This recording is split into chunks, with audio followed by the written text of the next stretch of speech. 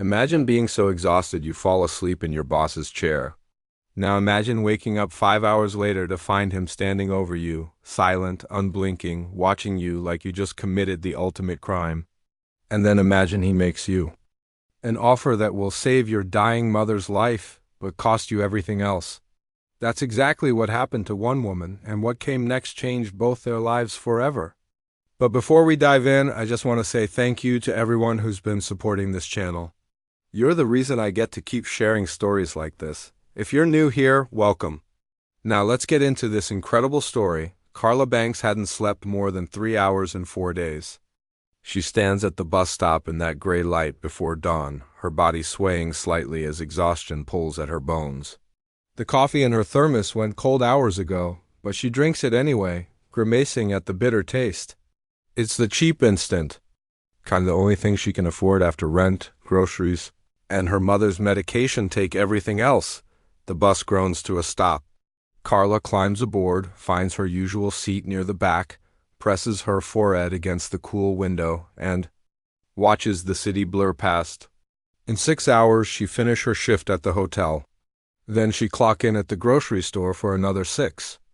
And tonight, she take the night shift at Castellano Tower, the job that pays triple what the others pay combined. Triple pay means triple rules. No talking. No touching anything unnecessary. No sitting down. And absolutely under no circumstances is anyone allowed in the private quarters on the top floor without explicit permission. Carla doesn't care about the rules. She cares about the money. Every dollar goes straight to Mercy General Hospital, where her mother Gloria lies in a bed that costs more per night than Carla earns in a week. Gloria Banks raised Carla alone, worked double shifts as a nurse for 30 years, and now cancer is eating her from the inside out.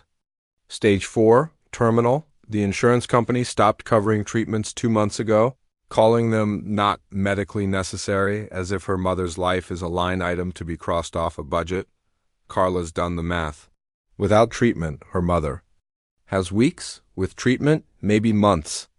Either way, time's running out, and Carla is losing dot by the time she arrives at Castellano Tower that night. Her hands are shaking from exhaustion.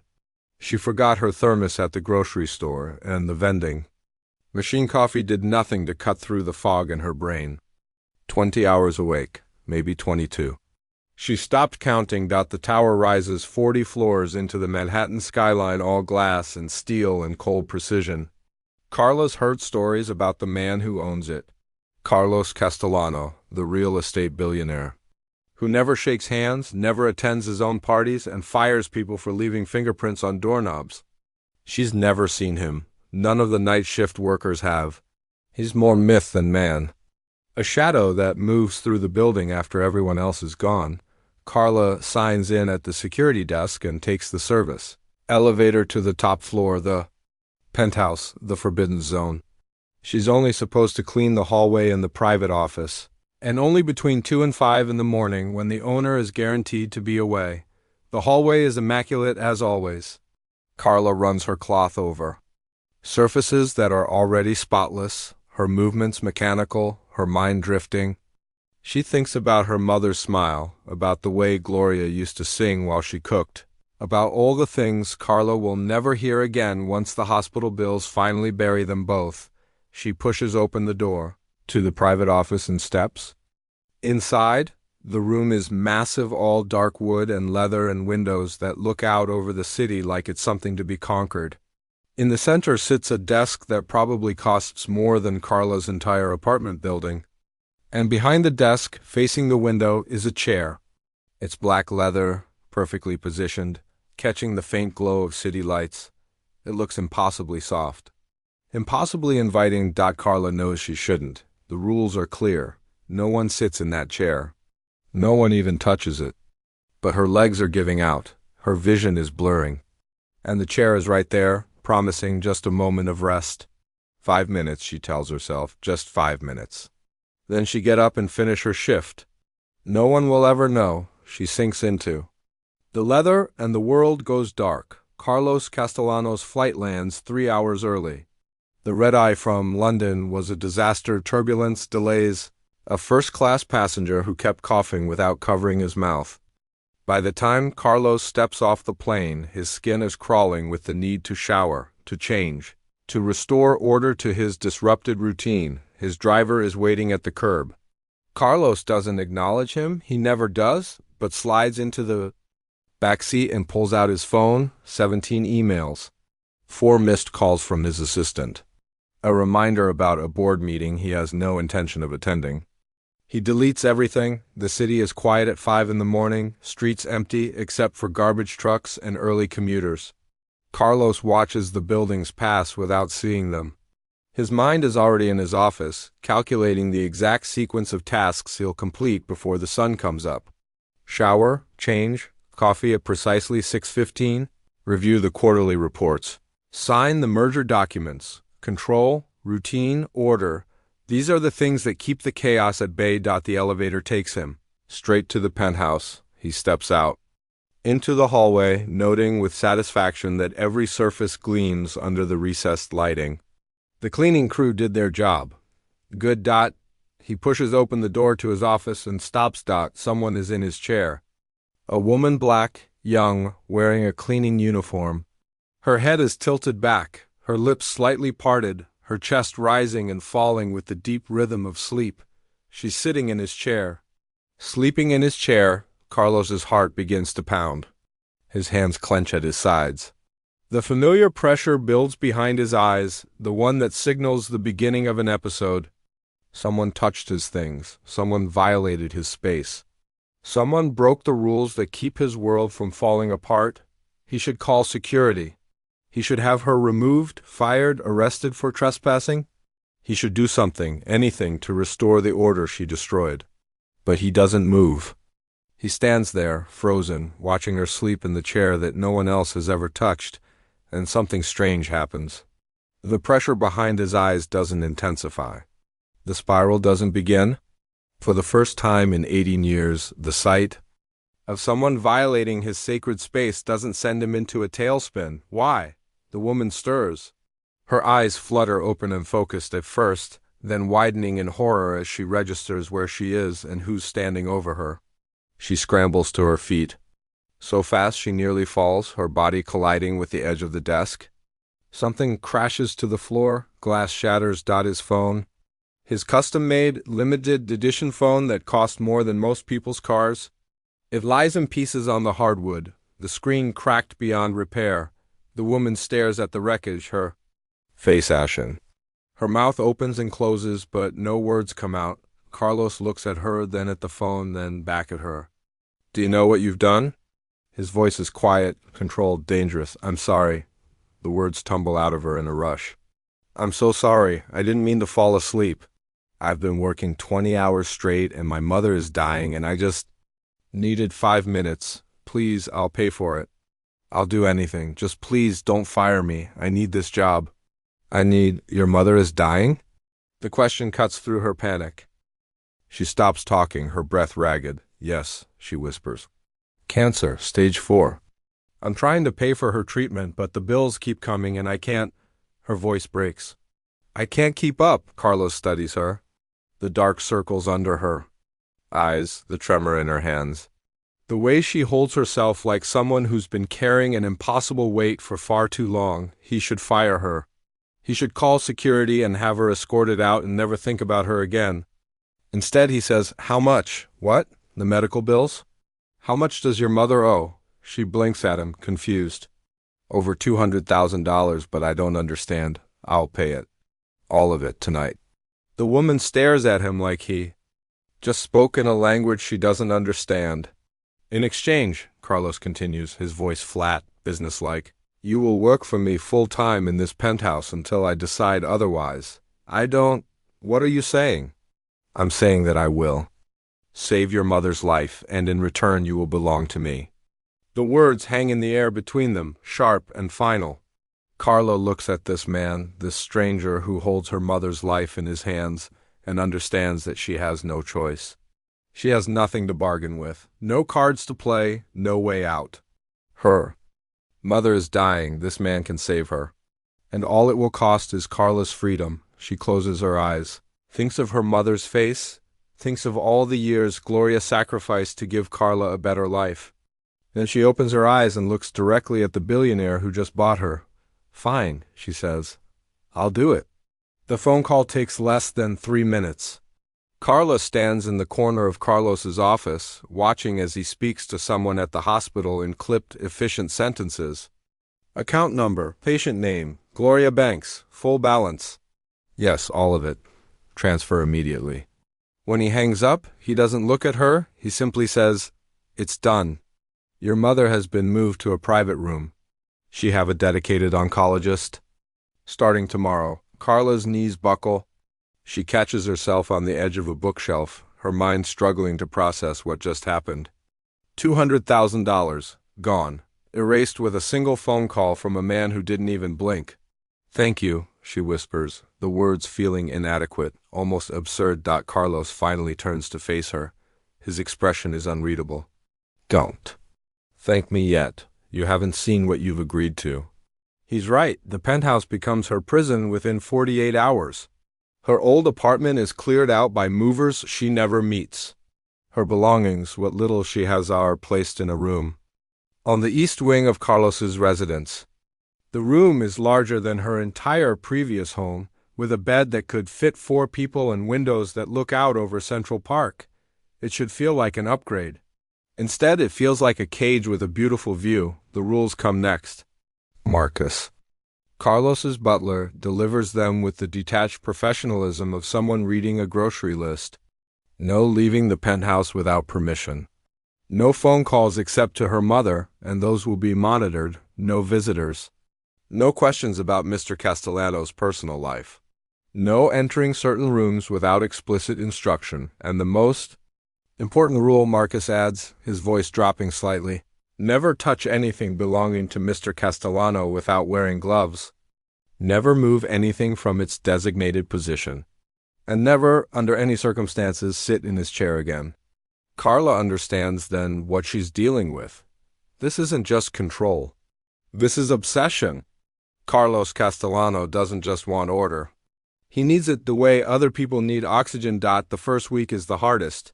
Carla moves through the penthouse like a ghost, careful not to disturb anything, careful not to exist too loudly. She cleans surfaces that are already spotless. She organizes closets that are already perfect. She cooks meals that Carlos barely touches, leaving plates of food sitting untouched for hours until Marcus silently removes them. Carlos himself is a contradiction. He demands her presence but rarely acknowledges her. He'll sit in his office for hours working in silence, and Carla will stand nearby waiting for instructions that never come. Sometimes she catches him watching her from the corner of his eye, studying her like she's a puzzle he can't solve. She hates it. She hates him. She hates the way he bought her like a piece of furniture, the way he treats her existence as an inconvenience, to be managed rather than a person to be respected. But she keeps her mouth shut because every night when she calls her mother, Gloria's voice sounds a little stronger. The treatments are working. The doctors are optimistic. And Carla reminds herself that this is why she agreed. This is the price of her mother's life. The first crack appears on day 10.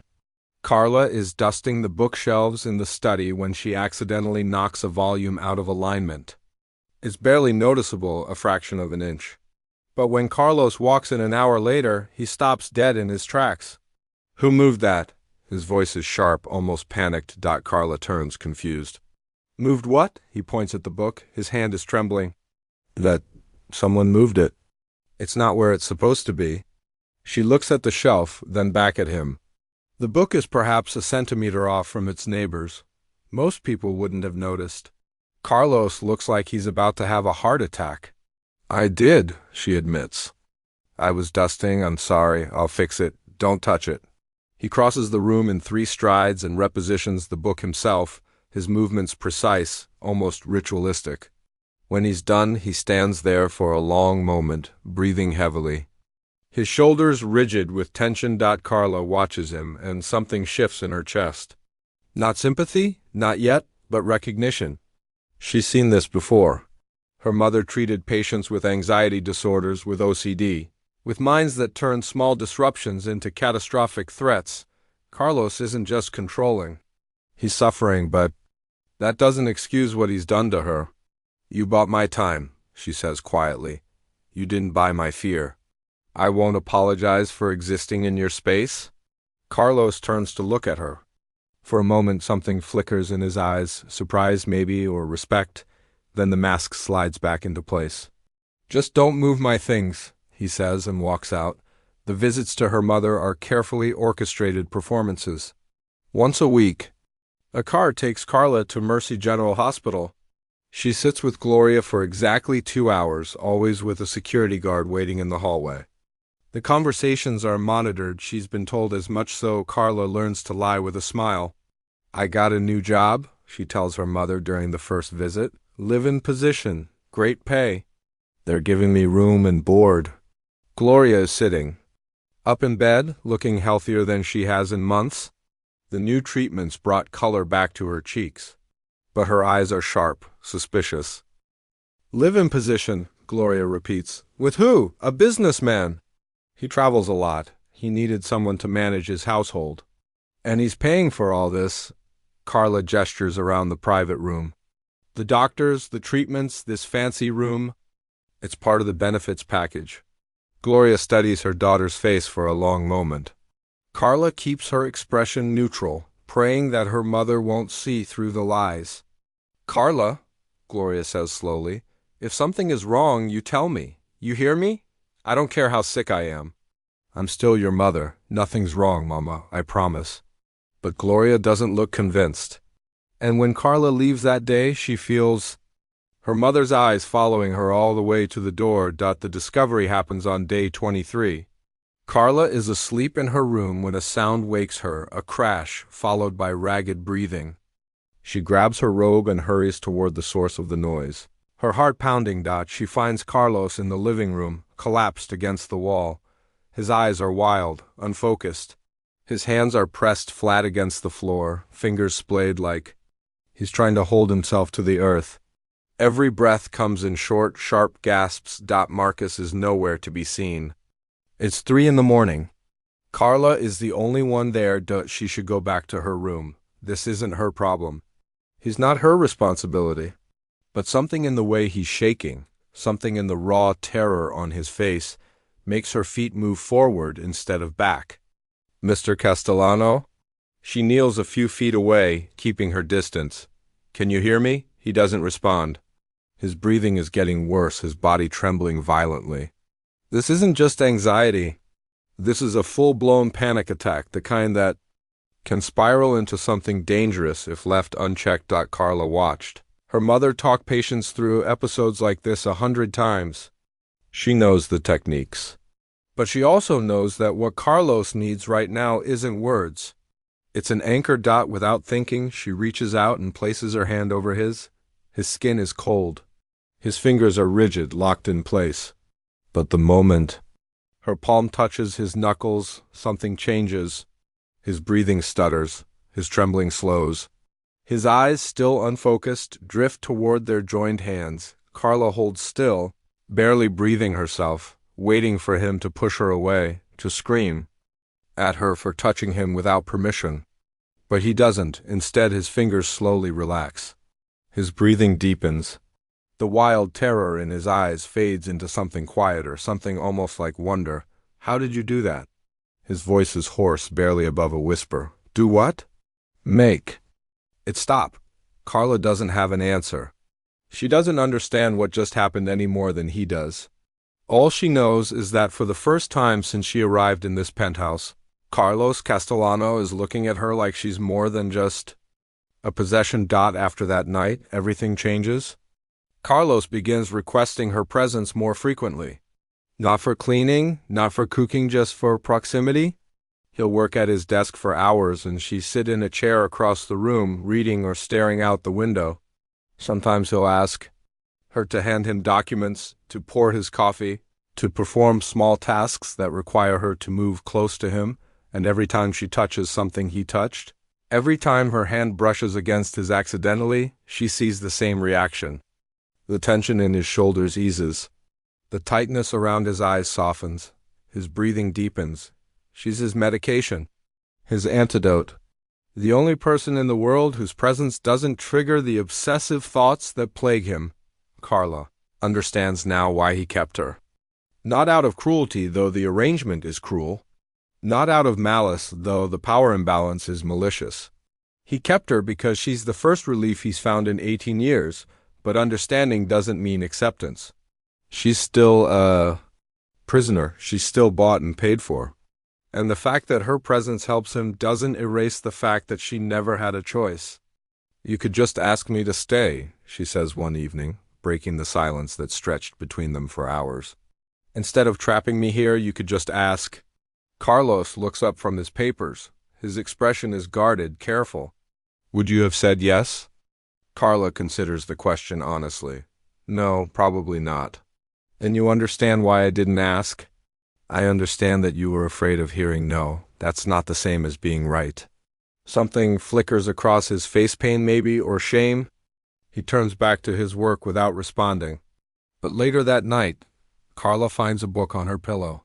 It's a collection of poetry by Langston Hughes, her favorite, though she never told him that. There's no note, no explanation. Just the book, waiting for her like an apology that can't be spoken. She reads it cover to cover before falling asleep. The room is always locked. Carla noticed it during her first week, a door at the end of the east hallway that never opens. Marcus warned her about it indirectly, mentioning rooms that are off-limits without specifying which ones. But it's the only door in the penthouse that requires a key, and Carlos never goes near it when she's watching. On day 42, she finds it open. She's walking past on her way to the kitchen when she notices the door sitting slightly ajar. Carlos left for a meeting an hour ago. Marcus is running errands? The penthouse is empty except for her. She should walk past. She should pretend she didn't see anything. But curiosity has been building for weeks, and now it pulls her forward like a hand on her spine. She pushes the door open and steps inside. The room is small, almost cramped compared to the rest of the penthouse. The walls are covered with photographs, dozens of them, all featuring the same subject. A little girl with dark curly hair and a gap-toothed smile. The girl on a swing set. The girl blowing out birthday candles. The girl sleeping in a hospital bed, tubes running from her arms. In the corner sits a small table with a single newspaper, clipping yellowed with age. Carla moves closer and reads the headline. Castellano family tragedy. Daughter dies in house fire. The article is dated 18 years ago.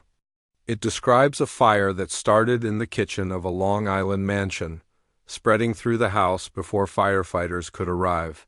2 survivors, Carlos Castellano, 16, and his mother. 1 fatality, Lily Castellano, 7 years old, Carla's. Stomach drops. She understands now. The obsessive control. The rigid routines. The terror in his eyes whenever something moves out of place. Carlos didn't just lose his sister. He was there when it happened. And he spent the last 18 years punishing himself for failing to save her. "You shouldn't be in here." His voice comes from the doorway, quiet and dangerous. Carla spins around, her heart hammering. Carlos stands at the threshold, his face pale, his hands clenched at his sides. "I'm sorry," she says quickly. The door was open. "I didn't mean to—" "Get out, Carlos." I said get out, but she doesn't move. She stands her ground, looking at this man who imprisoned her, who controlled her, who treated her like property. And she sees something she didn't expect to see. She sees herself. "You're not a monster," she says softly. "You're just a man who's been stuck in the worst night of his life for 18 years. His composure cracks. His face contorts. And for a terrible moment, Carla thinks he's going to scream at her, throw her out, make her pay for seeing him like this. Instead, he breaks. The sound that comes out of him is not quite a sob. It's something deeper, more primal, like grief that's been buried so long it fossilized. He sinks against the doorframe, his body shaking. And for the first time since Carla met him, Carlos Castellano looks like what he truly is, a broken man pretending to be whole. She doesn't touch him. She doesn't speak. She simply sits down on the floor a few feet away and waits, letting him know without words that she's not going anywhere. They stay like that for a long time, in the room full of ghosts, while the city glitters 40 floors.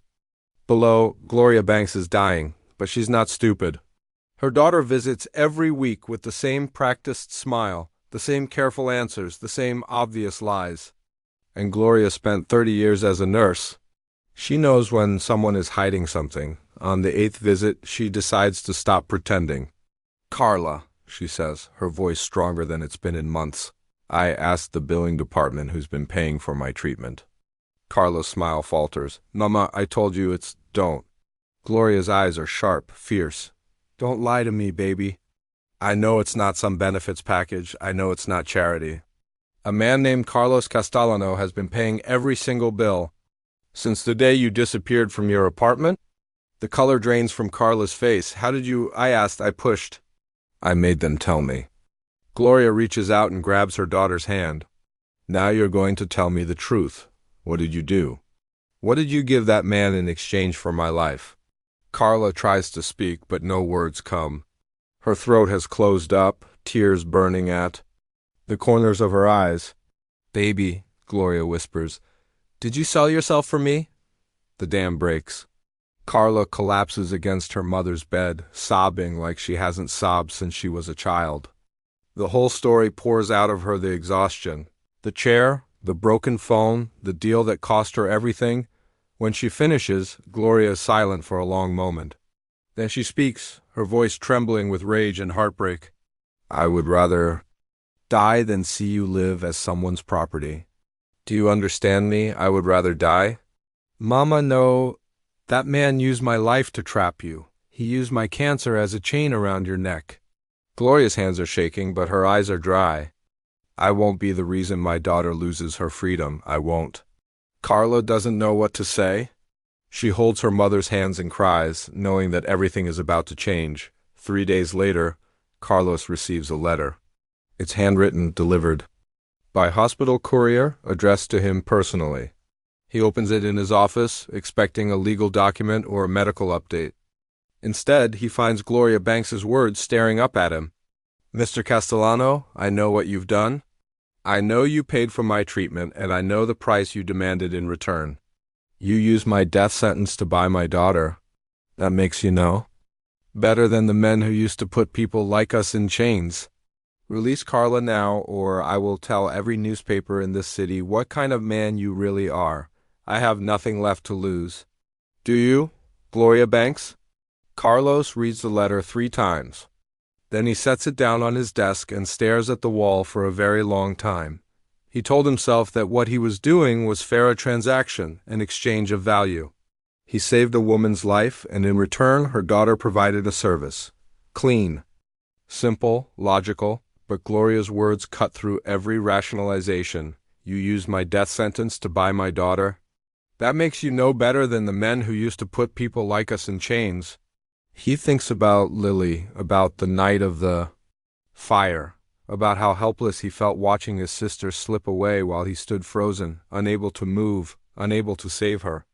He spent 18 years trying to control everything because he couldn't. Control that one moment, and now he's become exactly what he feared most, someone who takes freedom from others because he can't find it. Himself, Marcus appears in the doorway.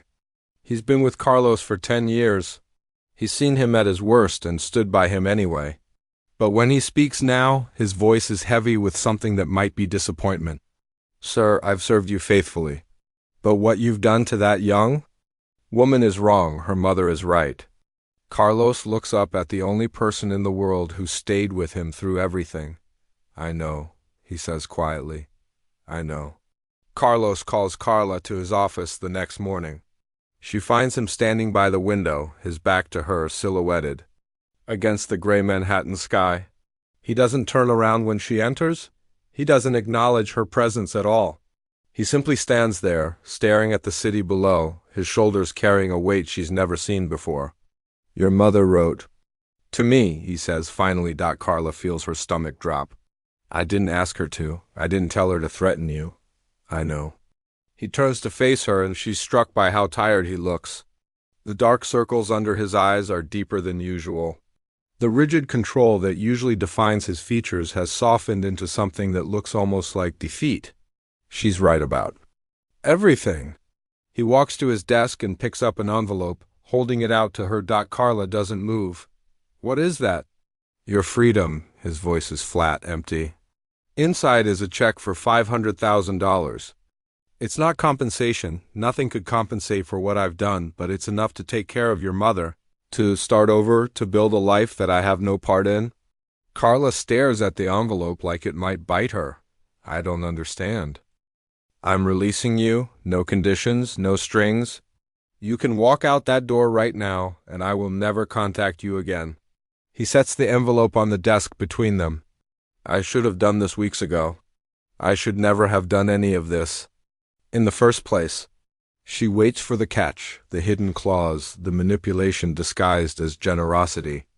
But Carlos just stands there, his hands at his sides, making no move to stop her from leaving. Why now? She asks. Because your mother is right? I used her life to buy you? I told myself it was a fair exchange, a transaction between equals. But there was nothing equal about it. You were desperate, and I exploited that desperation. His jaw tightens.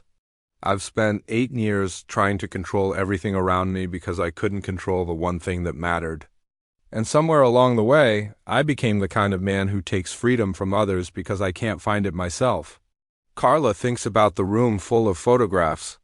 The little girl with the gap-toothed smile. The 18 years of guilt and grief. And self-punishment that turned Carlos into what he is. She picks up the envelope and looks at it for a long moment. Then she looks at him. Goodbye, Mr. Castellano, she says, and she walks out. The first week of freedom feels like drowning.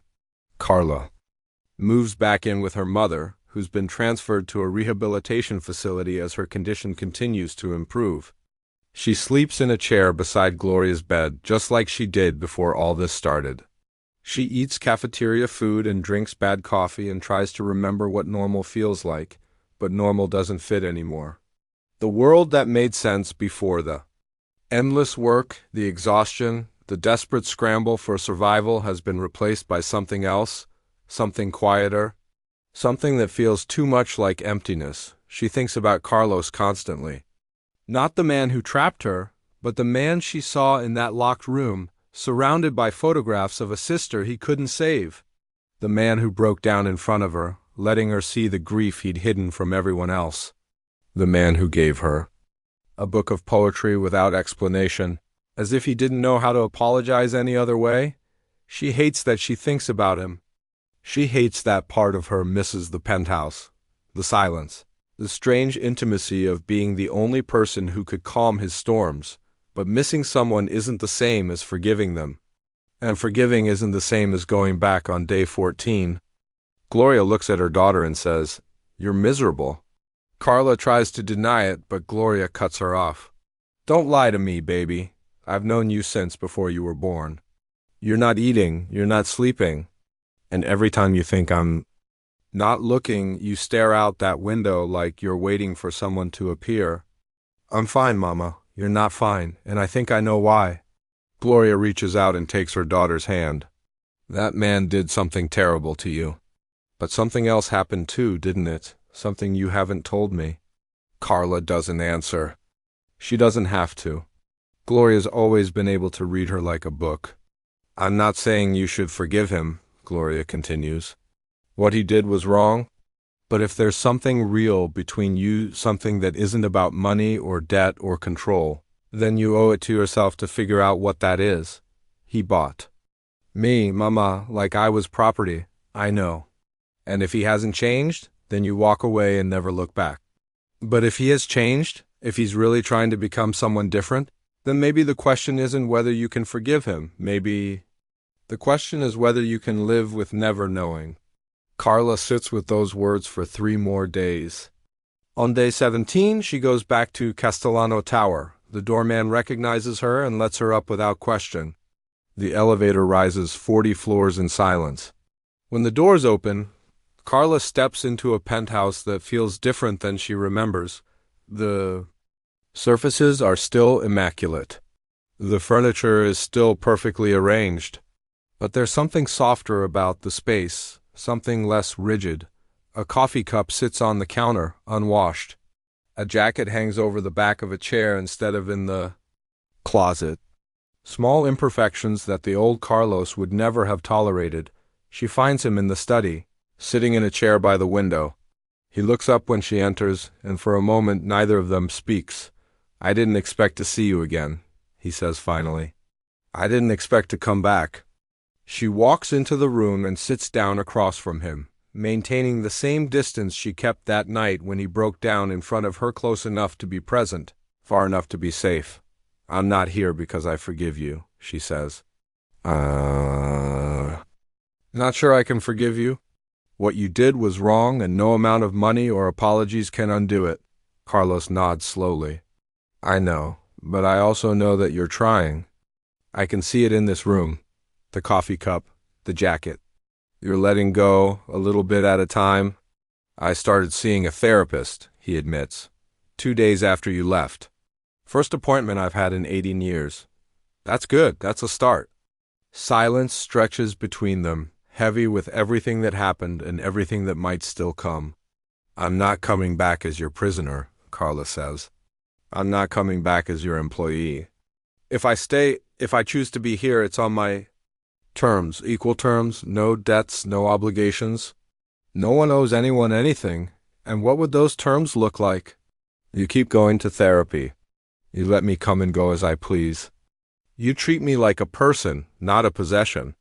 And if I ever decide to leave for good, you let me go without a fight." Carlos looks at her for a long moment, then slowly he nods. "I can do that. Can you?" "Because the man I met 2 months ago couldn't have. The man who trapped me in this penthouse and monitored my phone calls and locked me in a golden cage, he couldn't have let go of anything. I'm not that man anymore."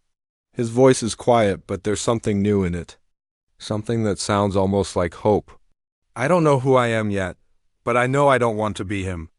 Carla studies his face, searching for the manipulation, the hidden agenda, the trap. But all she sees is a man who's trying imperfectly, painfully to become someone better. "Then I'll stay," she says. "For now. We'll see what happens." 6 months later, the penthouse no longer feels like a cage. Carlos still has his rituals, his routines, his need for order. But the rigid control has loosened. He can leave a book out of place without spiraling. He can let Carla rearrange the kitchen without losing his mind.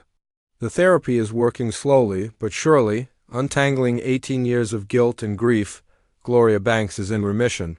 She lives in a small house in Queens that Carla bought with her own money, earned from a job she chose for herself. They have dinner together every Sunday. And sometimes Carlos joins them, sitting awkwardly at Gloria's table while she studies him with sharp, suspicious eyes that are gradually softening. Carla never forgets what Carlos did. The memory lives in her like a scar, a reminder of how quickly freedom can be taken away. But scars are also proof of survival, proof that she endured something terrible and came out the other side. On a quiet evening in autumn, she sits beside Carlos on the balcony, watching the sun set over Manhattan. He reaches out and takes her hand, and she lets him, feeling the warmth of his skin against hers. "Thank you," he says softly, "for giving me a chance I didn't deserve." Carla looks at him, this complicated, broken, trying man, and feels something that might be the beginning of love. "Don't waste it," she says. He doesn't. And that's the end of this story. Look, here's what I want you to take away from this. Sometimes the people who hurt us aren't monsters. They're just broken people dealing with their own pain in the worst possible ways. That doesn't excuse what they do. Carlos buying Carla's freedom was wrong, no matter how you slice it. But it does mean that people can change. Not easily, not quickly, but genuinely if they're willing to do the work. Carla could have taken that check and never looked back. Nobody would have blamed her. But she chose to come back, not because she had to, but because she saw something real beneath all the brokenness. And that choice, that agency, made all the difference. If this story moved you, hit that like button. Subscribe so you don't miss the next one, and drop a comment telling me what you think. Was Carla right to give him a second chance, or should she have walked away for good? I want to hear your thoughts. Thanks for being here. Until next time, remember, freedom isn't just about where you are, it's about who gets to make the choices. Take care of yourselves.